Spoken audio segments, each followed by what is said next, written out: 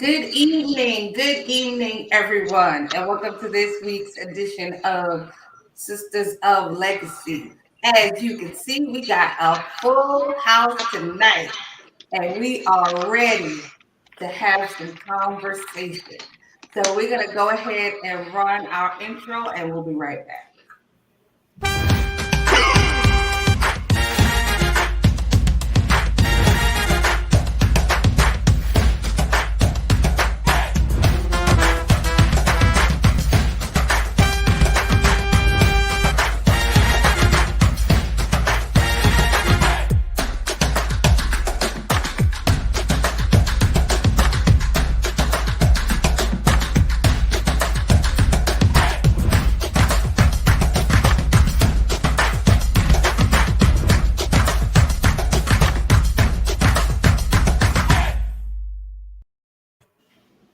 All right, ladies, we are back. So I'm going to introduce our wonderful ladies this evening. So we have Katrina Taylor, Tangela Terrell, Good evening. Shanetta McNair, Hey. Maya Miles, Hello. Shakiva Skipper, and India Young, right? That's the Hello, last hello. name? hmm Okay. So thank you, India, for coming on. Being willing to take your time out. I want to say congratulations Thank you, thank you. on your expected little one. So Yes, yes. congratulations. Thank you. So I know this is an extra sacrifice for you, to come on. So we appreciate you. So I want you to kind of kick it off and start with the imposter syndrome. Okay. So imposter syndrome, first and foremost, is to be noted that it's not like a DSM diagnosis. So it's not gonna go like on your record or in medical files or anything like that. It's not an actual diagnosis. It usually manifests itself in like anxiety. Um, so imposter syndrome essentially is like doubting yourself and feeling as though you're a fraud. So when you're thinking about imposter syndrome, it can mimic a little bit of like self doubt, like natural self doubt. Like, I don't think I'm good enough for X, Y, and Z. The difference is the fraud part. So it's usually connected to my career. So a lot of times you'll see a lot of therapists, doctors, lawyers who have this type of feeling like I'm not good enough to be here, and somebody's going to realize that I'm a fraud. Like, I am not really a good therapist, even though I have credentials, even though I have this degree or these degrees. I still don't feel that way. So the difference there with self doubt and imposter syndrome is the fraud part, is the part where I feel like somebody's going to find me out. So if you take and it usually affects people who are like overachievers, right? So I'm naturally a person who's going to work hard, gonna always make sure I'm going above and beyond, and then out of the blue I'm prepping for a speech tonight and I'm like, I don't know if I'm really able to talk about this, even though I have these credentials that says that I can talk about this. I have the knowledge because I've been to school to talk about this. So that's usually how it comes, and it usually happens in the workforce. So that's when you're kind of see imposter syndrome. It doesn't happen in like your social settings. Okay. It can, but it doesn't often. So sometimes in relationships too, like if you're in a relationship with a significant other, you may feel like you deceive that person by being a great person, in the beginning of a relationship. And then like you're like, well, they're gonna find out that, sometimes I have bad days, or they're gonna find out that sometimes that, I don't like to really cook like I did those first couple years in the relationship, when that's just natural progression, like I'm tired or I'm pregnant and I don't feel like cooking tonight, that kind of thing. But it is very rare that you'll see it in a personal or in a social setting. It comes in work and school because I'm trying my best to be, what's the word? smart or show that I have this knowledge. But then this little person over here is like, do you really? They're going to know that you really didn't pay attention in your ethics class, or they're going to know that you really didn't, you passed that statistics class with a C. They're going to figure that out. Or it took you this long to actually get your license. They're going to know this, and they're going to know that you're not the person that you say you are. So that's usually how it starts, but it's not a diagnosis. And I like to say that because sometimes when people hear it in the context of therapy, like if I talk about it a lot with some of my clients now, and it's really related to like work. Um, and so it mimics or it exhibits itself in anxiety, or I'm a perfectionist, I'm an overachiever, and I'm getting all these raises and they're promoting me to these different levels, and now I'm getting a little concerned because what if I don't belong here? I'm making six figures now, which is great, but I'm making six figures now, but do I really need it? Like I'm just little old India, or I'm just, I just, you know, I'm minimizing myself, and they're going to find it out, and I'm going to lose my job, and I'm not going to have money to take care of my family. So it just kind of sends you into a spiral of anxiety or anxious thoughts. So the diagnosis there is usually anxiety, and it exhibits or show itself in the imposter syndrome type of way, if that makes sense. I know I was rambling, so I hope that made sense. Okay, so you said it's not in the DSM. Yeah, Hmm. I was Tell just us going to tell you to what, explain that. Yeah. yeah, tell us what the DSM is. So the DSM is let me get you the right words so I go making up some stuff. So it's the diagnostic statistical manual that therapists and psychologists, and therapists use for diagnosis. So if you go see a therapist and you primarily, if they're billing your insurance to get reimbursed, we have to give a diagnosis, and it comes out. I have a little desk size booklet, but it's a huge book of all the diagnoses that's ever been written, and it was recently. So this is DSM-5, so this is the fifth edition. Okay. Really like the sixth because the fourth edition had like two revisions to it, because it keeps coming up, like things keep coming up and they added to it. So you're not going to find imposter syndrome in here. So if you are seeing a therapist, or if somebody's seeing a therapist and they talk to you about imposter syndrome, let's say you come to them because you're anxious at work or you're anxious at school, um, and so they're like, oh, well, you're having these anxious thoughts and it looks like you're suffering from a little bit of imposter syndrome. Do you feel like you're a fraud?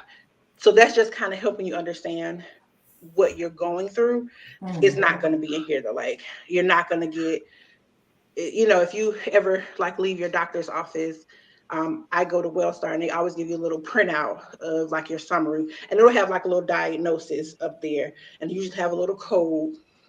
We have the same thing, and that's what's in here. But you're not going to find a code for imposter syndrome from any therapist. And so just to piggyback off on India, exactly. So when you go to bill, you can't bill imposter syndrome. So say Right. if you're going to a fully licensed therapist and they're billing your insurance company, that's not a code that you can bill. So like India was saying, they would bill more of an anxiety code or a depression or whatever it Right. is, but they may give those, like India said, as examples, but that's not something that is in the DSM-5 that the insurance company will identify as something you can bill for your therapy session. Right. Okay. Anybody have any questions? Y'all just looking. I was waiting for you to kind of kick off the conversation, but I'll start. So I sent Sam an article about imposter syndrome, Okay. because when I read it, it was almost as if someone had chronicled my entire Mm-hmm. life and put it in an article. And I've never seen just an article that depicted a lot of my personal feelings, and like you said, India, specifically around work, but I also felt it in other areas of my life. Okay. And I felt it a lot more probably through the pandemic, Mm-hmm. because even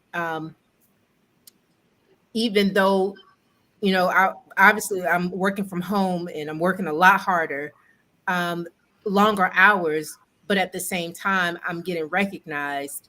I got two awards, well, one award and one gift, just for my performance. And then the whole time I'm thinking, really? Was it really? I'm still having those moments of self-doubt. And I remember conversations that we've had previously where we talked about, my husband would give me a compliment and I would say stuff like, well, you got to say that, you my husband. And I found myself um, almost explaining away accomplishments or achievements or even compliments. It was almost as if I'm trying to justify why someone is saying these things about me. And in the back of my mind, I just started a new job and I, started to get positive feedback. But in my mind, I'm thinking, oh, they're just being nice. I don't know what I'm doing. They're just being nice. And it's really kind of hard to, to grapple with, because I always feel like I have to work harder. I have to know it all, when that's impossible, and it have to be all things to all people just to justify their high regard for me.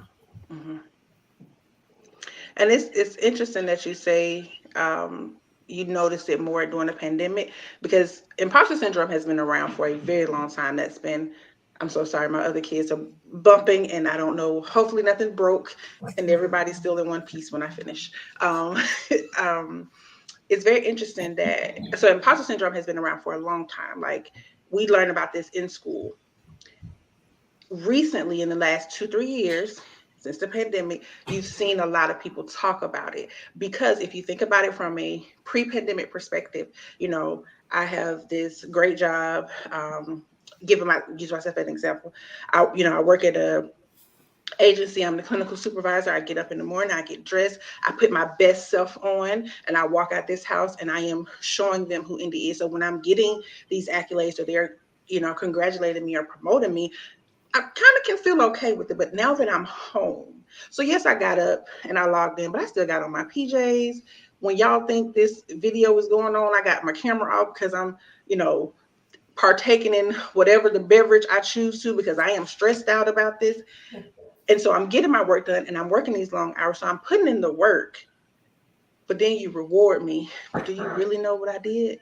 Like, do you know I washed a load of clothes in between this last meeting I had to do? Do you know that I had to put a kid to sleep because, that's why I turned off my camera and turned my microphone off, because somebody, do you really know that?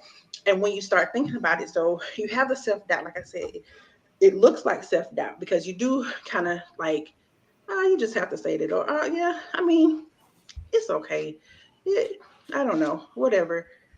But the fraud part is the part that makes imposter syndrome different, because now it's like you're going to find out that, yeah, I worked those long hours, but that's because I had to do schoolwork. And speaking specifically of the pandemic, like I had to, maybe handle a kid, or me and my husband are working from home. So I had to, kind of minimize myself so that he can do his work, or vice versa. So like it's showing itself more because we're in the privacy of our own homes, and we're not, at least in the beginning of the pandemic, we may have been trying extra hard, because I know in the beginning I would actually get up, I would do my same routine that I would do as if I was gonna leave the house.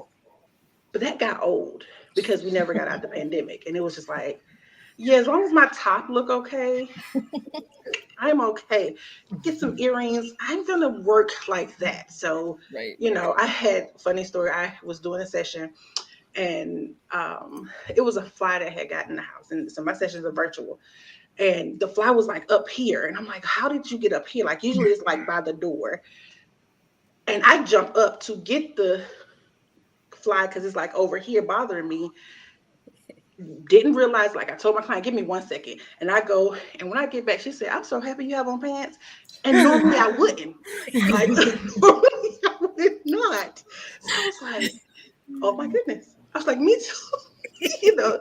But that's because we've let down that. So when people are saying, oh, Indy is a great therapist, or, oh, I love going to her session, I'm like, but do you know that right before this session, I had a 4-year-old who had a whole tantrum, and I had to, not use the things that I'm telling you to calm myself down. I didn't do those things. So now I'm questioning. Now, you know what? And then if my person will cancel because they have their own stuff. Is she canceling because she know that I'm not really a good therapist? Is she canceling because she realized that the last time my kid was crying in the background? Is that what's going on? Now she's gonna realize I'm not really that great of a therapist. Now she's gonna find out, and she's gonna post it on social media because that's the world we live in. And so now everybody's gonna know. And so then I go down this rabbit hole of um, negative thoughts, which then leads to my anxiety for the next time I meet with her, or leads to my level of depression for like my worthlessness. Like, I'm not worthy of, people calling to seek therapy with me. So you're very on target. But the important part when you're thinking about imposter syndrome from a professional standpoint, I like to tell my clients, first things first is look at your degrees, whatever certifications that you have to be in the position that you're in. Go back to that. Like that, those are facts. I went to school, I got this degree, I got this certification, or whatever it is I need to do to be in this role. And that's what you need to lean on. So when those things come in and you're like, well, why would they give me an award? Well, because I spent 4 years at this institution that I'm probably still paying for, depending on if you took out loans or anything like that. But I deserve it. Do I slack sometimes, or am I not performing at my greatest sometimes? Yes, but when I do perform, I perform. And so you have to kind of keep that rolling in your head. And the same with your spouse when you're exhibiting it from a or experiencing it from a personal perspective, you have to kind of remember, you know what? He has to say this, yes, because I mean, no husband needs to say anything other than you're great. But knowing that, no, I do. Like, it's the kind of reminding yourself, like, I'm worthy of this. I may have a hard day, but who doesn't? Even the president of the United States have a hard day. Like, we all have that struggle. So that's okay. And I'm doing my best. And so I like to tell my clients, like, you do your best and you leave the rest. All the other stuff, like, I'm gonna take these 24 hours I got today. When I wake up in the morning, I'm gonna do the best that I can do in these 24 hours, and that's it. Once I've done my best, there's nothing else that I can. I mean, I'm tapped out at that point. So you just kind of have to remember that, and knowing inside that you're a good person and things like that. Which is why, excuse me, out of breath, which is why it's important to seek the therapy for the other things that you're dealing with, like the anxiety, the self-doubt, the self-esteem and things like that, so that you can get the coping skills you need for that. And it can kind of decrease the other side, like the imposter part, because you're dealing with like the root cause of what's going on. I hope that makes sense. Yes, it does. Well, it makes sense to me. I'm sorry. I don't know. I know that was kind of like in response to what Tangela said. I mean, it does make sense to me. Was that clear enough for you, Tangela? Oh, absolutely. Okay, I was about to say I don't want to be answering for you. Okay, so I got a question. It's unrelated.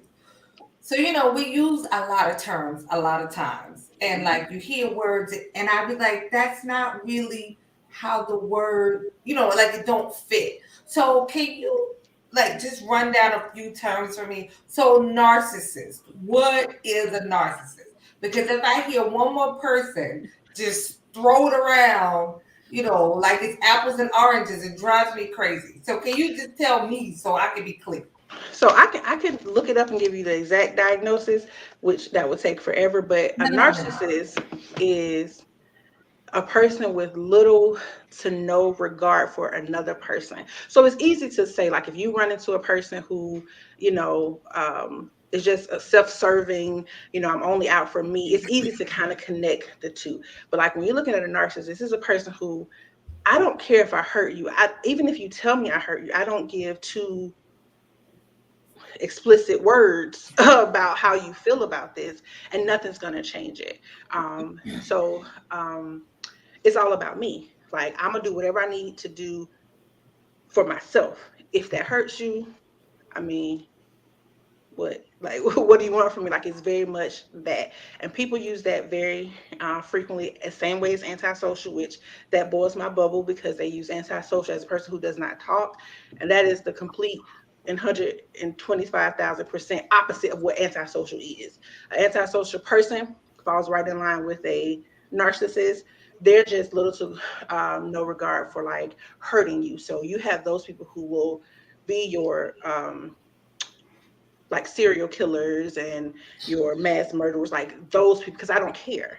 And usually when you see an antisocial personality, because it's a personality disorder, you would have picked it up as a child who have like conduct disorder. So these are kids or teenagers who are exhibiting like fire setting, who are um, taking cats and twirling them by the tail and like slamming them against the wall, or like very, very gruesome type of things, and could care less who it hurts or if it hurts them or whatever the case may be. But people use antisocial as a person who doesn't talk, like, oh, she's so antisocial. And I'm just like, no, she's not. She just doesn't like to talk. Like, there's a complete difference. It's the same with bipolar. Bipolar, yes. Like, Yes. we use that very frequently, because it is essentially bipolar, depending on what type of bipolar you are. It is a switch in the like the pendulum of emotion. So like you might be super, super high and then you're super, super low. Right. But the way that we use it in like a layman's term is like, oh, India wasn't her chipper self today. She must be bipolar. No, no, no, no, no. Bipolar, you're gonna know. Like, it's gonna be India was spending every penny she had in her bank account. She was charging up every credit card she had. She was taking trips around the world. Now she won't get out the bed. Now she won't take a shower. Now she won't Right. brush her teeth. Now her house looks like a hoarder's house, because all the stuff that she bought, she won't do nothing with it. Like, it's a quick shift. It's like, this was this morning and this is the afternoon. And so, but it looks like, because it is a shift in emotions, if a person changes, you know, overnight, or not changes, but have a good day today and wake up in the morning, and you know how you wake up some mornings, and like I tell my clients, when you wake up, choose happy. Like, choose to be happy today, no matter what comes your way. Choose to be happy. That can be what you say, but let's say you end up being late. You left the house and depending on where you stay in Atlanta, you can leave the house 5 minutes late, and now you're an hour and a half late to get to work. Right. So now your day, like, I chose to be happy this morning. I really did. I really did. But now I'm late. Now, and my boss, says this: if you got kids now, the kid is coughing because the weather keep going. The weather's bipolar, keep going from 20 degrees one day to 60 degrees the next day, and you're Right. worried about that. And so when that chipper good morning that you would normally give is like, I made it here.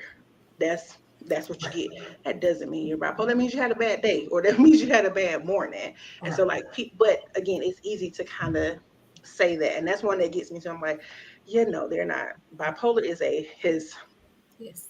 Yes. that's a major one, and you will notice it. Like, you will definitely notice. When I was in my master's program, I worked at a hotel, and now at this point in my master's program, I'm taking a class called abnormal psych, and that's when you actually learn everything that's in here. And so I'm diagnosing everybody. Like, I mean, people, a waitress at a restaurant, I'm like, oh, well, she will. I don't know. So my boss, she was kind of off, but I was like, something's like really wrong with her, because it wasn't like a normal shift. It wasn't like, oh, I had a bad day. It was like, this is like an extreme bad day that's lasting for a couple of days. And then when it's over, she's like buying everybody lunch. I mean, no matter where we want it, she's bringing in all these goodies. And I'm in my master's program. I was like, you know what? She's my case study. Like, I'm going to figure out what's going on with her. And she finally, before I left there, I talked to her, just because I was like, I was working on my master's program, my master's degree, and everybody was happy for me. So I said, let me talk to you for a minute. So I tell her, I was like, I've been just thinking, and she finally came out. She's like, I do have bipolar disorder, and I don't take my meds. And I was like, I knew it. Like, I knew it. Like, when you look at it from that perspective, from a like clinical perspective, it is a drastic shift. It's not a person that just had a bad morning. It's like that bad morning has lasted 5 weeks, and now all of a sudden they taking a trip around the world, and you know that they can't afford. Like, it's not like it's a, I don't know, rich person who can just do it. Like, that this is taking a lot from them, but they're doing it, and there's no worries. And I'm gonna charge this, I'm gonna swipe this.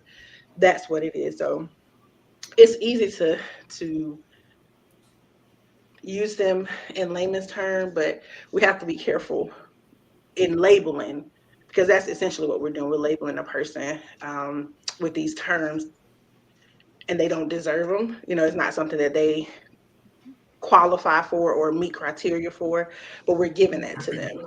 And that it cautions me a lot too when I see it or hear it from, like, excuse me, school teachers who are saying these things about kids, specifically kids that look like you and me, Right. because I'm like, no, no, no, let's be mindful of that, because once you say it enough, even if it hasn't been, officially diagnosed from someone, once it's said enough in a school setting, they're gonna pick it up. Right. And that kind of can create not so great um outcomes, even when they give, like, especially little kids who, if they're active, they're like, oh, they ADHD. And I'm like, let's take our time before we get there. But I can see it 100%. Like, I can my 7-year-old sometimes, like, wait a minute, maybe, but I know not to say that Right. without true, assessment and diagnosis, because especially with him being a boy and brown, Right. we have to be careful with that. So that's why I say things, kind of, not check a person, but like, let's not use that term. This person just doesn't like to talk, or no, they're doing exactly what a 7, 6, 5, 4-year-old supposed to do. They're Right. supposed to be off the wall. They have a ball of energy. Let them go outside and play, kind of thing. Just kind of tell them from that perspective, because we do say it loosely and not always think about what the effects of saying these terms out loud can do to a person. Any more terms? I can't think of any. Well, since nobody saying anything, okay, so can you go over the whole introvert extrovert thing? So that one's pretty simple. It's kind of simple, but it's also used very loosely.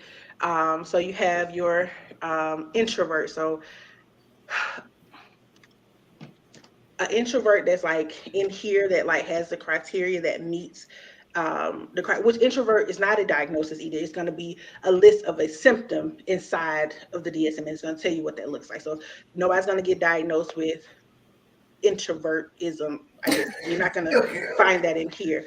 But so a true introvert is someone who, like, I'm not going anywhere. I'm essentially afraid. Like, I don't want to be around people. Um, Introverts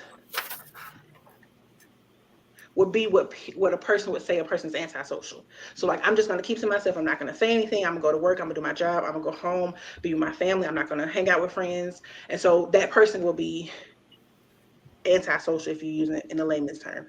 But that's just a person who is. So people who say it, like, when I see a person write out that I'm introvert on, like, social media, I'm like, but you're not, because, like, you're posting it on social media. Like, that's clearly the opposite of what a true introvert would do. And then the extrovert is like a person who um Miss Maya, she's a true extrovert. Like, she does not meet Right. a stranger. Like, the person in the grocery store is her friend now. And she's like, yeah, I met her. But no, you didn't, Maya. You didn't meet her. Like, she just was standing in front of you in line.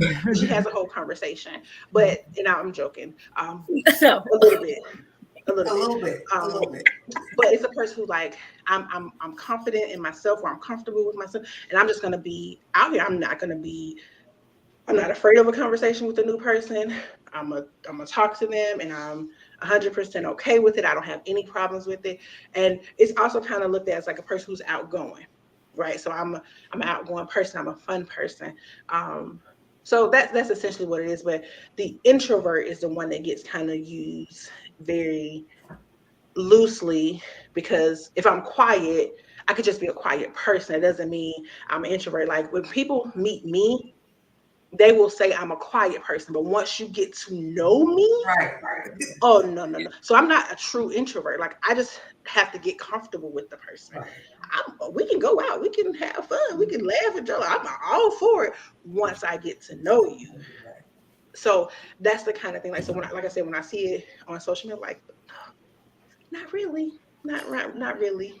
You may be shy, right? Like, that's a term, or I may be cautious, depending on what my history is, what my traumas may be. So I may be, let me assess the situation before I give you my all. That doesn't mean I'm an introvert. It just means I'm cautious and I have maybe some traumas or whatever the case may be. So yeah. So okay, so somebody had asked me before if I was like an introvert or extrovert, and I don't like to be labeled as anything. I like to just be Samantha. So I was looking it up, and I was like, I found the term ambivert. Are you familiar with that one? Mm-mm, It's mm-mm. like You said Amber? ambivert. Yeah, it's like AMBIVRT, I think, if I remember right. It's like I'll look this one up. it was like, the person that's like the happy medium, like, you're in between both, like something like that. I was Yeah, that's exactly what it says. Oh, okay, see, yeah. So they have an ambivert and an omnivert. Mm. Hmm. This is why we have to take CEUs and continue to learn these things. Because, yeah, okay. So this one is okay. Maybe that's what I am, an ambivert. Because I kind of start off Right, introverted. Once you and get to then you know me, gotta I'm warm up. extroverted. Maybe that's interesting. Okay, so Anthony said, "Hey, honey, is being an introvert a bad thing?" No, no, no, no. Being an introvert with severe depression can be a bad thing. Yes. But if I'm just a person who likes to be by myself, enjoy my time by myself, and I don't have to be around people, that's no. But if there's depression that's there and it's debilitating, so not only do I don't want to be around people, but I'm not taking my showers, I'm not cleaning my house, I'm not eating, food or those things, that's when we have to kind of worry. But no, absolutely not. I know somebody else got a question. I didn't ask them all. Come on, ladies. Well, I'm not going to say we don't have questions. I want to say that the pace has been going very fast. Oh, So I'm sorry. you didn't give us an opportunity to jump in with any questions because you picked right on up. Time she stopped talking, you picked up. So we got a chance. Let me I see. know because like we sitting and I'm just looking at everybody's faces, so I'm like, okay, let's just I think jump we're in. listening and learning, and we're gathering new information, and we're paying attention. We're learning some things about ourselves, I would have to say, as we kind of, just listen and see all the things that are, I think, being said tonight. I have heard, and I was going to say this earlier. Um, I had a coworker that literally said in one of our staff meetings one time that he felt like he had imposter syndrome. Mhm. And I was listening to him. He was a new teacher. This is his first whole school year with us. And listening to him, it made so much sense because a lot of times as teachers, sometimes, and I guess this is just kind of one of those things that's just about to be out there to whoever's listening. Sometimes we go in the classroom and it does feel like you don't know what you're doing. Mhm. And you have this group of kids and they're looking at you and you're looking at them and you're trying to figure out, okay, what am I supposed to teach you? And then you have that one kid that, is like the know-it-all. And then you have another kid who feels like they don't know a thing, and you have to balance your lessons somewhere in between for all of them to, and he's like, I don't know that I can do this. I don't know how to do this. I feel like I'm an imposter. I feel like I'm sitting here. And so everybody was kind of looking at him, I think, kind of in a very unsympathetic way. And I was sitting there kind of like, no, I really feel you. Cause like every day I'm like, I know my lesson. I know what I plan to teach today. I know the degrees that I have. I know what I studied for. I know I can do this. But somebody's gonna walk in here one day and be like, "What are you doing? Get out the classroom! Like you have no idea what you're doing. What are you reading? Those kids don't understand that story." Like Mhm. just so many different feelings that you have. Um, and I can think about every career that I've been in, and I found myself sitting at different moments like, what if they walk in here and realize I really don't know what I'm doing and I'm kind of building this plane as I fly it? Mhm. What if they walk in here and realize that I sound like I know what I'm doing, but I'm not sure if I really do know what I'm doing. It's Mhm. that confidence that I think Mhm. we sometimes lack, and it starts to scare us deep down on the inside as we repeat it to ourselves over and over and over again. But I found it was very interesting to hear because I had never really heard that term until he said it, and it made so much sense when he said it. And it made sense to me because the kids always talk about their cartoon, and they were kind of like telling me about the cartoon Imposters or whatever the cartoon is. Mhm. So like when he said it, I immediately went to the cartoon with the kids or the game or whatever, which teacher brain. So yeah, I kind of went there instead of like where he was, and I was just kind of like, oh, but it makes so much sense and it connects and all that kind of stuff because in the game they're trying to find the imposter. Mhm. Don't ask me how my brain connects those things, but it does. So yeah. I applaud him from saying it because a lot of us feel it and we're not gonna say it because they're gonna find out I'm a fraud. Like if I say it out loud, Yeah. then I'm opening the door for this. There have been plenty of sessions, especially now that they're virtual, and I feel like I done did a great job. Like I'm patting myself on the back, like we had some breakthroughs, and then like later on that night, I'm like, but did I Hmm. use the right term?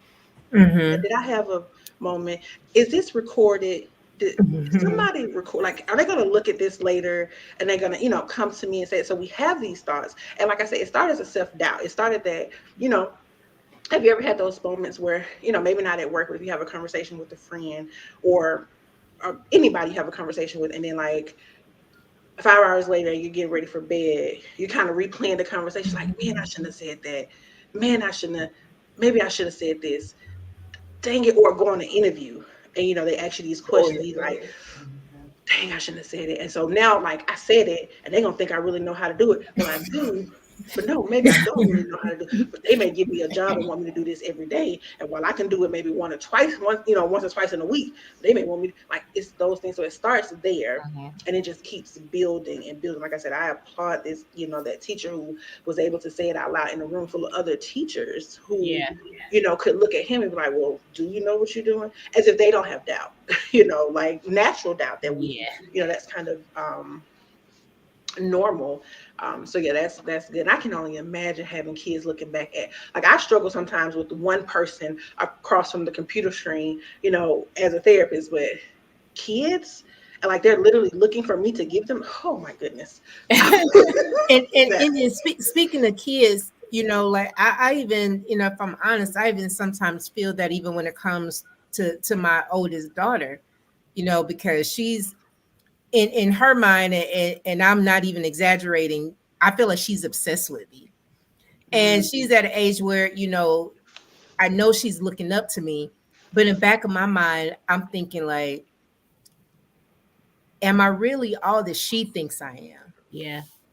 And that causes me anxiety sometimes because I look at what I haven't accomplished, the things that I struggle with. And in her mind, and again, this is her 10-year-old, in 4 years, that could all change. But in her mind, she's like, whatever you do, I want to do it.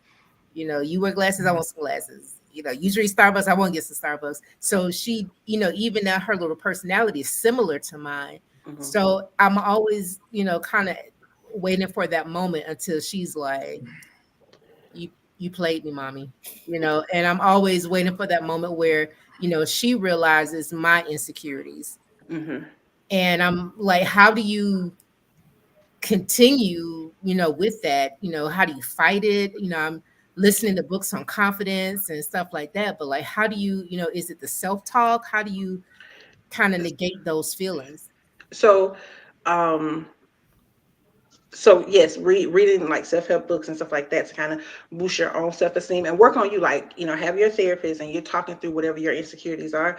But I always encourage, like, I specialize in perinatal mental health, so I work with a lot of mommies, and I encourage mommies all the time because your kid is right at the point where they think that you are the person that knows everything in the world, and in 3 to 4 years, they can be like, "Oh, you're the dumbest person ever. What do you mean?" Like, because they know everything at that point. Like, they're gonna know as if they Yes. lived a whole life. So enjoy it, while you can. Where she looks up to you, but what I encourage my mommies to do is, like, it's important for us because, like, when the kids are looking up to you, So when you have that bad day, like communicating that, or sometimes when you are frustrated with life because we've lived and they haven't, even though they think that they have, and so we've had a rough day, and so um, you may have got loud with them, or like shoved them off because like you got stuff to do, like I need to get this laundry and I need to get this dinner done, I don't really have time to deal with whatever you have. Go back and apologize. Like, mommy was frustrated, it was my stuff, it wasn't your stuff. So while she's looking up to you, she's also learning how to be able to deal with these things and thoughts that comes up for her. So when they're in school and somebody makes them frustrated and they act out, it's okay to go and apologize. Like, that's a normal behavior. So I encourage my mommies to like let them see the imperfections. Like, don't let them assume that, because That's good. essentially, in my professional opinion, is messing them up. It's setting them up for failure. They thinking like, oh, well, I can't feel this way, which is why we have a lot of kids who engage in like the self-harm and things like that, because they don't know how to manage the feeling because they've never seen it. So I encourage people to do that. Now, if you got a kid like my 7-year-old, who I remember the very first time I had to, I apologized to him that he can remember. His brother was doing something and I like yelled, but I was just tired for the day. Like, I was just like done. And so I went back as I'm tucking them in for bed. I'm like, mommy was frustrated and she shouldn't have yelled at you guys. So I really apologize for that. Mommy has to do better and use our coping skills, because I talked to them about coping skills and things like that. Maybe 2 days later, they're like running, like darting into the street. And I yelled and I'm like, get out of the street. And he comes back, I think he's maybe 5 or 6. He was like, mommy, did you mean to yell at us or were you frustrated? No, I meant to yell at you that time. Like, that was 100% like, Intentional. Yes. I needed to do that. But that reminded me and kind of let me know that he is paying attention. He's paying He's attention. looking at what's going on. So I encourage you to let her see your imperfection. Of course, I'm not saying like go and like write your list of, oh, these are the things that mommy struggled with. Not like, like, don't give her that, because that's too much too for her to bear. But like, let her know, like, while you're looking at me as this perfect individual, one, enjoy it, because like I said, you're right on the cusp of her turning on you and not thinking you know anything. But also let her know, like, mommy struggles sometimes. So mommy needs this Starbucks because she had a rough day. So let's go and get it and let's talk about our day. So you're building this relationship with her that after she gets through her phase, it'll come back around. And then you guys have this good relationship and she can talk to you about these things. And she don't feel the need to be perfect, because I saw imperfect. I saw someone who struggled. I saw someone who had a hard time maybe dealing with things, but knew how to deal with it. And that's the thing, because kids are watching. They're watching, they're looking, they're learning, and we're teaching them how to deal with things, even if we don't say anything. So enjoy it, but be transparent, age appropriate, transparency, of course, with her. And I think that'll help you, because now I feel like you, and this is just a first conversation, I can't tell you 100%, but it may be like you're looking at like, I can't do wrong, right? So you're wearing this extra level of pressure on you, because I can't do wrong because she's looking at me. And I want it, because as a parent, our goal is to make sure we rearing our kids up to be productive citizens. So I can't do anything wrong, but I'm also human.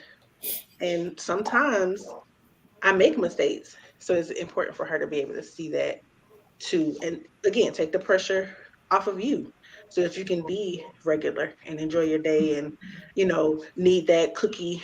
I'm talking about myself. At the end of the day, when you don't need it, but no, let's all have a cookie. You want some Oreos too? Come on, let's do this. Let's get this. Let's debrief. How was your day? And kind of work through it that way. And it's okay. Like, that's absolutely okay. And that, to me, in my professional opinion, it builds good character in our kids. And especially with the world that we have, all these outside forces and things and stuff, it's important for us to kind of build that foundation at home. And so yeah. Okay, so we're 45 minutes in. I know it don't seem like it, but we really are. So I want to give um Shakiva, did you want to say something? So, the people that haven't had a chance to say something, I want to give you guys a shot. Well, I just had a question. It's going to take us back, but I wanted to, if you can define an omnivert. You said omnivert, because I just Googled it. Give me a Mm-hmm. second. So that one is Omniverse, on the other hand, roller coaster between being an introvert and an extrovert. This means their personality types are entirely situational. Triggering stressors can force them to swing too hard either way, making it seem like they are. Ooh, that's not good. Making them seem that they have a dual personality. Oh, yeah, that's not good. Yeah. Um, Okay. I actually want to research that some more, um, just to find out for my own stuff because that seems very interesting. Um, so yeah, and then the ambivert is the person who just a balance between the two. So let me see what site this is from. And Trina, I want to make sure you have a chance to say something or ask a question or something. This is more like of a general question. When someone is like starting therapy, Mhm. and you find a therapist or whatever, when they first start, are they starting with like a course of treatment? Like, you go to physical therapy, like we're gonna do 8 sessions, and then we're gonna see where you at and see if you need more. Does it work that way with physical So therapy as well? very very similar. So you come in, you do the assessment, and based on like how you present what's going on, the therapy you and the therapist decide. So the difference is, I think, like with maybe physical therapy, is like you need to come every Tuesday for the next 6 weeks to get whatever limb needs to be Yeah. back on track. With therapy, we work with the client. So, I may suggest, like, for me in my therapy, I typically start, no matter what um, their issue is, I start with a weekly session for like the first 6 weeks. But that's because we have to build rapport. So before we can even get to the root of stuff, it's going to, like, because therapy is very intimate, right? So you come into this therapist every week and you giving her or him all your deepest, darkest, dirty, like stuff that you're not gonna tell anybody else. And so I do the 6 weeks, 4 to 6 weeks, just depending on how open. Because some people are like waterfalls, and I don't have to build rapport. And they're like, "Oh, here's my life." I'm like, "Well, thank you. Let's get started on your treatment." But some people is like, "Oh, everything is good," but you haven't left the house in 5 days.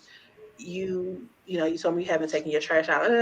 Everything is not all good, but you need to build that rapport. You need to trust me. So for the way I work is like I do those back to back, and then once we get there and I see the work is being done, the coping skills are being used, and you're having um, your weeks are getting better, then I work with my client. So do you think you can step down to maybe every other week to do this? And then they say yes or no, and we go from there. And I'm like, well, do you think you can step down to maybe once a month? Just kind of a check-in, kind of refresh you on things and do it that way. So it's similar, but we work with the client. Because even if I tell a client like my rule, like I do the 6 weeks, but if they're like, um, no, I think I can squeeze in every other week, then that's what I can't, change. Because with therapy, you also got to think about it, especially at the new year. If you're using your insurance, you have your what is that thing called?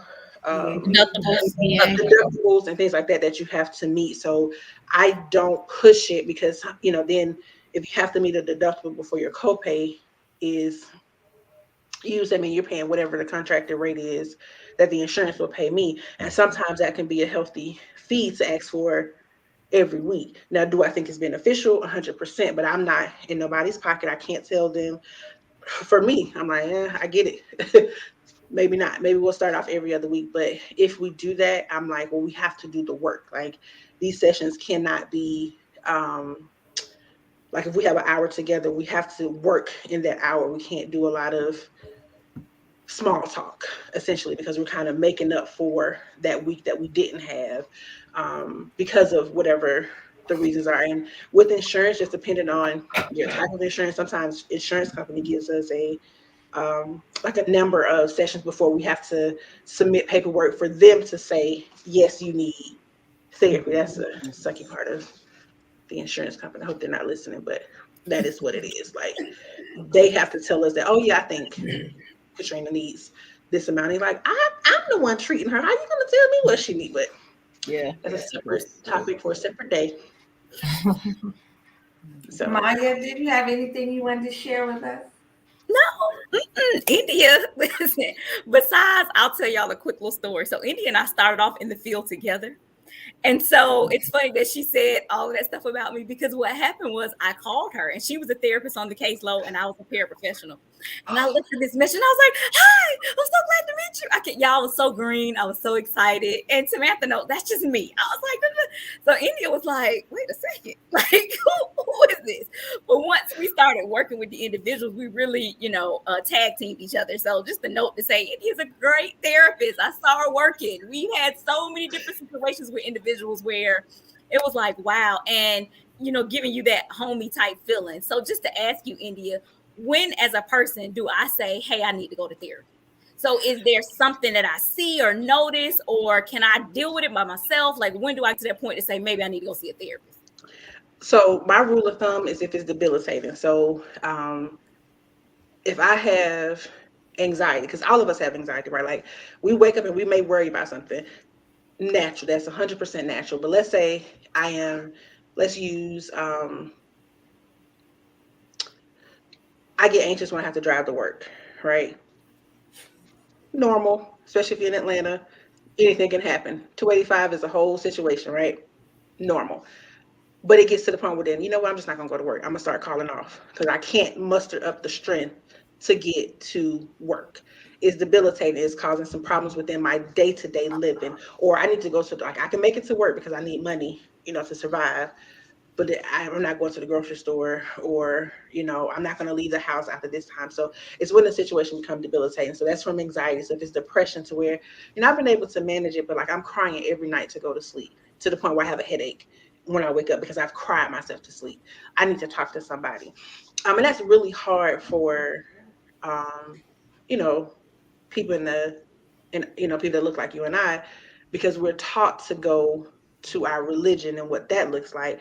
And I support 100%, but if it's debilitating, like that isn't helping, then maybe you can, kind of seek out therapy. And I implore people to like make sure, like finding a therapist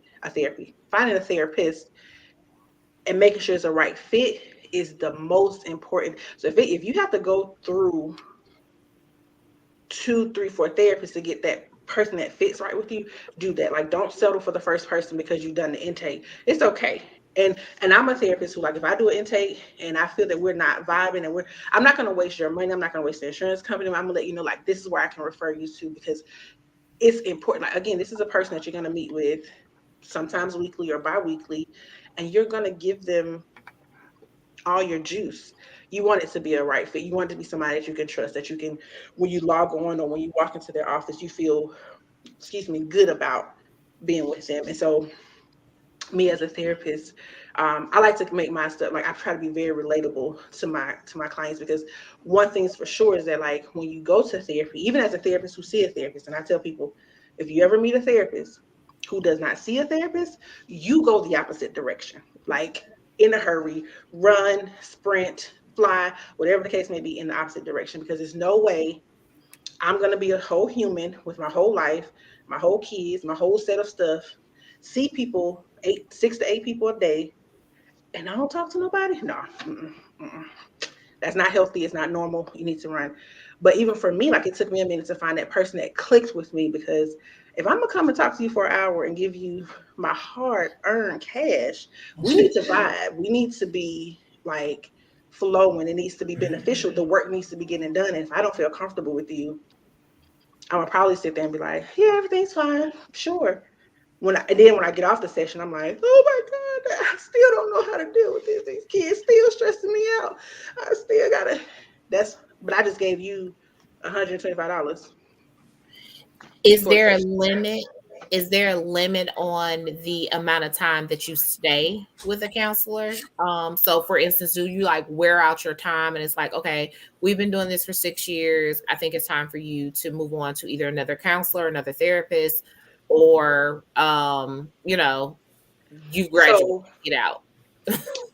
that's a tricky question, because, like, if you come in for, let's say depression because you had a loss, and so you needed to do grief counseling. We did that for about a year and a half, like, because grief is a whole roller coaster in and of itself. So we took about a year and a half to get through that. And again, that's when we start doing do you think you can come every month? Do you think you're okay? And when we get to that, but let's say we do every month for, I don't know, let's say 6 months, and I'm like, you're ready, like you're doing good. I think you're ready to fly. You're okay. But then you get pregnant and you finna have another baby after 12 years. And you're like, I don't know how to do this. And so like you have this new problem, right? So You sure do. right, like you got this new situation. So yes, that's it. But typically, if let's say you've been with the same therapist for 6 years and y'all working on the same stuff, you probably need another therapist because the work isn't being done. Like this is kind of, and my rule of thumb is when I know that a person needs to transition either from me or transition out of therapy, when a therapy session becomes like a homegirl or me and my homeboy checking in with each other, and we like shooting the breeze. We're not really going over coping skills because you used them and you did well. I have a client actually tomorrow when I meet with her. I'm gonna have the conversation like, I'm doing your notes and I can't write what my plan is because like you're not beating people up anymore. Like you're using your coping skills. You're doing these things. So I don't really like what's my plan at this point. And it's been consistent for the last well, we're in February, January, December, like for the last 3-4 months. So I'm just like, now we just kind of really, how you doing? What you do this weekend? What you cook for dinner? Like we're shooting the breeze, and I am not one to take money to shoot the breeze. Like you can go talk to your friends, things like that. Um, so yeah, you can go as long as 6 years, but the problems or the things of concern should be changing over time. We should not be dealing with the same thing you came in with, today, 6 years from now, because now we're not really. And if you're doing billing insurance, they're going to eventually be like, no, let me audit this. Let me see what you got going on because we're not going to keep paying for the same situation. That's again, the insurance part. Absolutely. Okay. Did everybody get their questions answered? Yes. Yes. Yes, ladies. Well, thank you, India and Maya, for coming on. We appreciate your time. India, when you do? Uh, March 15th. So we are 5 weeks away, and I am 5 weeks ready. Yes. Let's go ahead and get this done. All right, listen, I asked Maya for your registry that she didn't send me. So you have to send me your registry information so Okay, that no the problem. legacy can be a blessing to you. Thanking you for coming on and No problem. sharing all your wonderful knowledge with us. We so appreciate it. We know it'll be a while before you can come back because you gotta tend to the little person, the new little Yes, person. the new little person. But we're hoping that your birth is I'm not gonna say pain free, but as close to pain free as they can get it for you, girl. As I close, appreciate it. as Please, close as they can get it. But thank thank you you. guys. We definitely appreciate it. To my ladies, thank you guys for coming on tonight. Means a lot. Y'all join in with me every week. I so appreciate it. To all our viewers, anybody that may be watching on replay, thank you for your support. We're here every Tuesday at 8:30 p.m. So until next week, stay safe and wear your mask.